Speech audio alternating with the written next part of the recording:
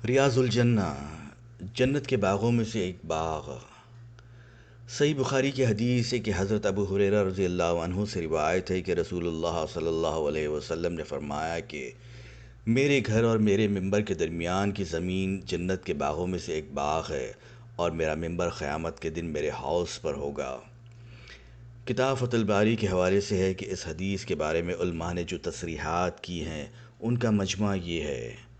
جنت کے باغوں میں سے ایک باغ، یعنی جنت کے باغوں میں سے ایک باغ جیسے کہ رحمت کے نزول اور وہاں اللہ کے ذکر سے حاصل ہونے والی سعادت کی وجہ سے، یا اس کا مطلب یہ ہے کہ اس میں عبادت جنت کی طرف لے جاتی ہے،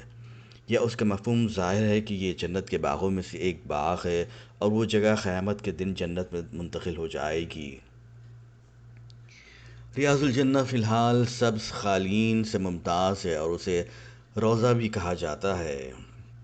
ریاض الجنہ کی لمبائی 22 میٹر اور چوڑائی 15 میٹر ہے۔ اس کا کچھ حصہ رسول اللہ صلی اللہ علیہ وسلم کے حجرے میں ہے، اور نسائی نے معتبر راویوں کی سند کے ساتھ مرفوع شکل میں روایت کی ہے کہ ابو امامہ بن ثعلبہ سے روایت ہے کہ رسول اللہ صلی اللہ علیہ وسلم نے فرمایا: جس نے میرے ممبر کے پاس جھوٹی قسم کھائی تاکہ مسلمان آدمی کا مال حاصل کر سکے، اس پر اللہ کی اور فرشتوں کی اور تمام انسانوں کی لعنت ہو، اور اللہ قیامت کے دن اس سے نہ تو کوئی فرض قبول کرے گا اور نہ ہی اس سے کوئی اضافی اعمال قبول کرے گا۔